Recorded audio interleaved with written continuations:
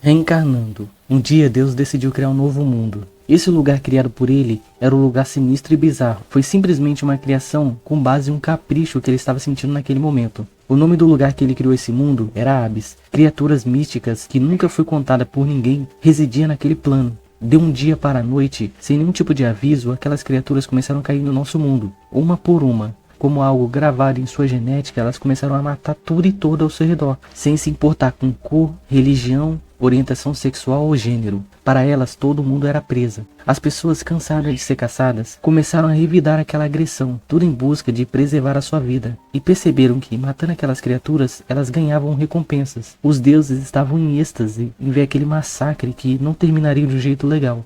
As últimas pessoas vivas naquele mundo, Eris, Keldian, Gantaei e Hansun, vieram a chegar até onde conseguiram, tudo em busca de um desejo. Nos últimos 50 anos, eles buscavam por uma lenda, e essa lenda continha uma joia do retorno. Só que tinha duas pegadinhas. O local era extremamente guardado por seres dracônicos, e só uma pessoa poderia retornar para o passado. No meio daqueles devaneios para saber quem iria retornar para o passado, a resposta estava bem clara na frente de todos. Hansu, ele era diferente dos outros três, ele foi o único que se provou. Ele chegou no final através das grandes dificuldades que ele passou. E agora que foram decididos quem iria retornar e os outros que iriam morrer ali enquanto o feitiço era feito, porque eles teriam que defender com as suas vidas a pessoa que vai retornar, Kendian, que era o mago da equipe, iria ativar aquela relíquia para Hansu conseguir retornar para o passado. Antes dele retornar, Keldian avisa para ele que vai ter pessoas no passado que ele deve eliminar, já que essas pessoas no futuro serão uma pedra no sapato da humanidade. Então ele precisa eliminar essas pessoas se ele tiver chance. E para ele não seguir o mesmo caminho que ele seguiu anteriormente, que foi um caminho de muita dificuldade, já que agora ele vai ter respostas do futuro. Assim que as palavras foram ouvidas, Hansu acabou retornando 5 anos no passado. E ele sabe que ele precisa ficar forte nesses 5 anos. Se for seguir a mesma trajetória da sua vida passada, vai aparecer um guia. E esse guia vai dar uns avisos de como eles vão conseguir sair dessa primeira fase do tutorial. E o guia vai mostrar para eles que eles estão em mundos diferentes. Aquele ali não é um mundo real na qual eles viviam. Nesse mundo, a lei segue os mais fortes. Depois daquele choque de realidade, aquele guia ele vai começar a falar um pouco sobre os fragmentos. Ao matar qualquer ser vivo, não importa se seja monstro ou humano,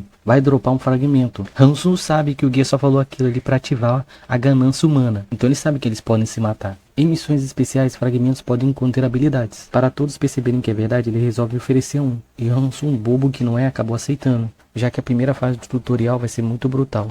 Regressão absoluta. A experiência ela morre com o tempo. Os jovens eles buscam desvendar os mistérios do mundo, já os velhos não.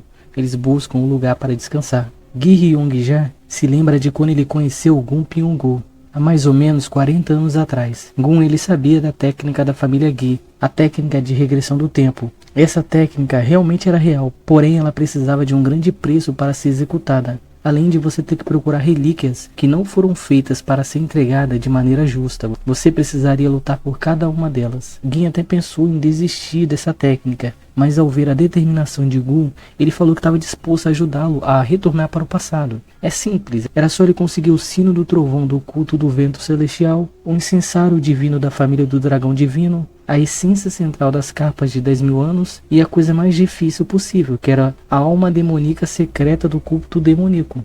Gun passou 40 anos até conseguir todas as relíquias, e hoje seria finalmente o dia que ele conseguiria o que ele tanto deseja. Gin, sem saber o que dizer, ele perguntou para ele o que movia ele a ter esses últimos 40 anos de sacrifício. Era algo que movia todo mundo, a vingança. Contra uma pessoa chamada Womanjin. Ele era um homem que ele sozinho derrotou as 3 forças dominantes do Murin. O líder da Aliança Murin, o líder da seita ortodoxa e o líder da seita Demônio Celestial. Todas as pessoas mais fortes do Murin caíram perante a sua espada. Gun ele sabe que nessa era ele não seria nenhum adversário digno de lutar contra Womanjin. Por isso ele precisava retornar para o passado para ficar mais forte, para assim conseguir desafiá-lo. Ele era filho do líder do culto demoníaco, mas não foi a morte do seu irmão e do seu pai que foi ceifado que movia esse ódio por ele.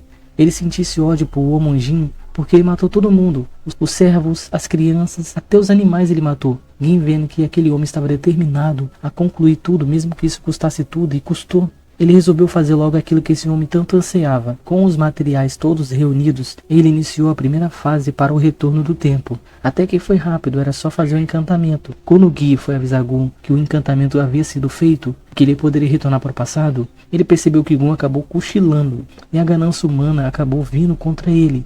Ele tentou roubar a conquista de Gon. Mesmo Gon furioso com ele reconheceu que no mundo Morin, as pessoas, elas querem sempre roubar o que é seu. Ele falou que não derramaria mais nenhuma gota de sangue nessa era. Assim que ele fez isso, o ser que criou aqueles materiais percebeu que ele passou no último teste, que era o mais importante para você ter o seu desejo, e parabenizou ele por ele conseguir concluir esse teste. Vendo que o desejo de Gon era retornar para o passado, como um fechar de olhos ao dormir, ao abrir os seus olhos, Gon ele percebeu que finalmente ele retornou no tempo. E nesse dia específico ele se lembra que ia ter uma luta entre a sucessão. O Cavaleiro das Brasas. Era uma vez um simples garoto que só queria continuar vivendo. Não por ele, sim pelo seu irmão gêmeo. Nanjun, ele tinha um irmão que era o máximo, o Nanjin. Ele era uma estrela em ascensão. Talvez em pouco tempo ele seria reconhecido como um cavaleiro. Poderia viver uma vida de honra, de amor, respeito por todo o povo e dignidade. Nanjun, ele queria ver isso acontecer com seu irmão.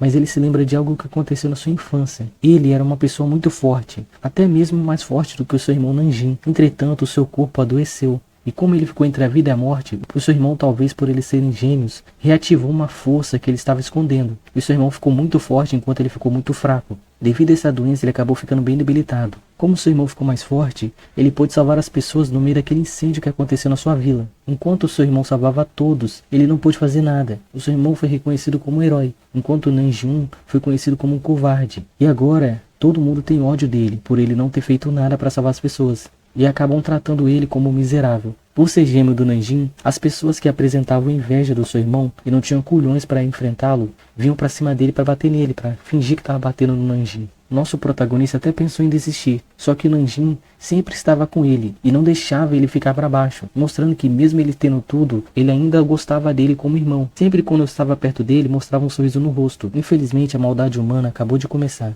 Pelo seu irmão ser muito forte, muitas pessoas tinham inveja dele e muito medo dele e almejavam desligar o brilho daquela estrela que estaria em ascensão. Vendo que poderia ser um risco para Nanjun ser usado como refém pelos inimigos, Nanjin resolveu trancá-lo para o lado de fora da casa. Mesmo eles estando em maior número, a distância ali e a largura da profundidade da casa não iria permitir que eles usassem todas suas forças. Sabendo que eles estão em um pequeno espaço, ele conseguiria ali lidar muito bem com aquelas pessoas. Só que o inimigo ele não estava se importando muito bem como que ele iria matá-lo. Eles só queriam matá-lo. Então eles começaram a atacar o Nanjin, que estava atrás da porta, para tentar acertar o Nanjin, para que ele defendesse o seu irmão, já que ele não era o irmão maldoso, por isso que ele protegeria o seu irmão. Através desses métodos sujos, eles conseguiram finalmente acertar Nanjin. E vendo que o seu irmão estava entre a vida e a morte, já que a lesão que o perfurou era muito grande, quando o gêmeo ele morre, o outro gêmeo ele sente como se a dor fosse dele. Então obrigaram o Nanjin a matar o Nanjin, para que ele sentisse aquela dor e ainda saber que ele matou seu próprio irmão 2 vezes, já que eles usaram ele como isca. Nanjin, vendo que o seu irmão não teria culhões e que ele não conseguiria fazer aquilo, e para preservar a vida do seu irmão, já que ele devia muito ao seu irmão, ele acabou se auto-perfurando com a espada daquele inimigo. O inimigo, percebendo que Nanjin era muito fraco e nunca na vida dele iria conseguir vingar o seu irmão, eles o deixaram vivo para que ele soubesse que ele matou seu irmão 2 vezes. Ele não sabe o que aconteceu, mas depois que seu irmão morreu, ele sentiu uma fúria muito enorme e ele resolveu tentar vingar o seu irmão. Já que as pessoas não queriam que o seu irmão virasse cavaleiro, ele iria fazer isso pelo seu irmão, viraria cavaleiro no lugar do seu irmão. E uma coisa que ele sabe é que um dos inimigos conhecia o seu irmão, mas ele percebe que é melhor ele morrer tentando do que viver como um lixo pro resto da vida. Todos regrediram, menos eu.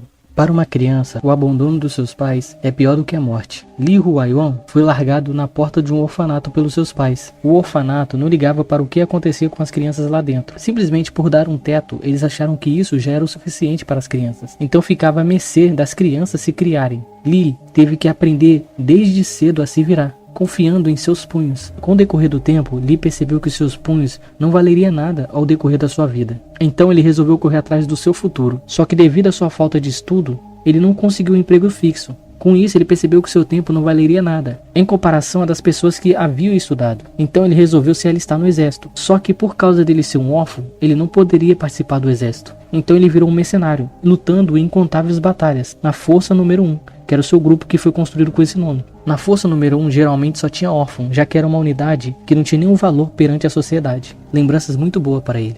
Agora Lee está vivendo uma vida pacífica, como qualquer outra pessoa normal. mas ele ainda era pobre. E o senhorio do apartamento não falou que o aquecedor estava ruim, fazendo todo mundo ali do apartamento ficar sem aquecedor em casa. Lee, devido ao frio, ele resolveu ir no mercado comprar plástico bolha para colocar nas janelas. Vendo o quão pacífico as pessoas nesse mundo são, o seu corpo caminhou sozinho até as facas. Isso trouxe para ele lembrança de quando ele era um mercenário. Ele perdeu muitos amigos na guerra. Ao ir para o caixa pagar suas coisas, uma coisa acabou acontecendo. Uma criatura estranha apareceu e começou a matar várias pessoas. Quando essa criatura foi para cima de Lee, devido ao seu treinamento militar, ele matou essa criatura como se não fosse nada. O Lee se manteve muito frio nessa situação, já que ele sabia que se desesperar era um erro fatal para ele. E tomando a posição de líder, ele mostrou para todos ali que se eles não lutassem, eles morreriam. Depois dele se livrar de todas as hortas de monstros que estavam spawnando a cada 10 minutos, uma tela de sistema apareceu para todos. Só que essa tela estava dando um erro, e as pessoas que 2 horas atrás eram covardes, agora estavam completamente diferentes. Ali ele descobriu que todos ali despertaram uma lembrança do futuro, assim retornando ao seu eu do futuro. Mas Lee não se lembrava o que aconteceu com ele no futuro. A civilização de Nebulosa.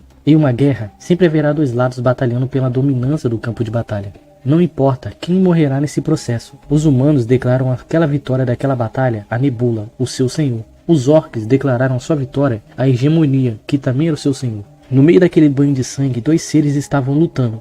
Não importa o quanto a hegemonia tentava, Nebulosa sempre vinha com força total.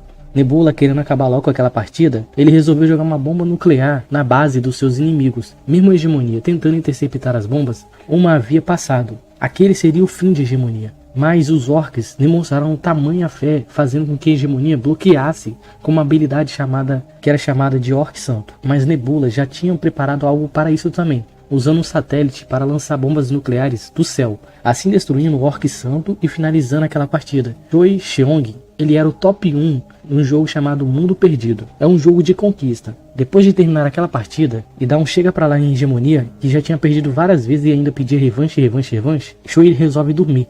Mas antes ele recebeu uma mensagem estranha que apareceu no seu computador, perguntando se ele queria uma aventura inesquecível. Choi nem pensou 2 vezes e aceitou, e sendo mandado para outro plano astral, no corpo do seu personagem, Nebula. Uma estranha pessoa chamada Aladdin diz que procurou os melhores para disputar para ver qual deles seria o novo deus do mundo perdido. Os deuses daquele mundo acabaram abandonando aquele mundo, então desde então não tem deus ali para dominar aqueles seres que vivem lá.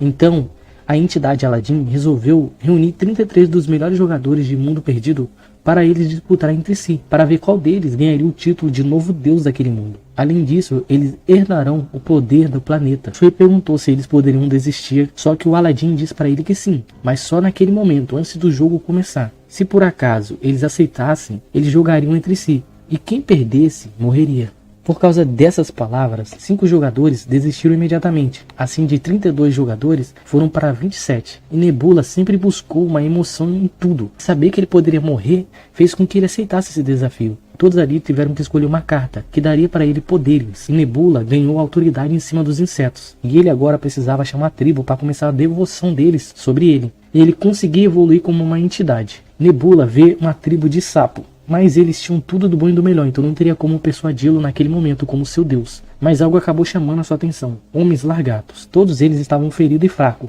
E quanto mais desesperado parece uma pessoa, mais fácil ela aceita uma religião. E assim ele começa a sua dominância.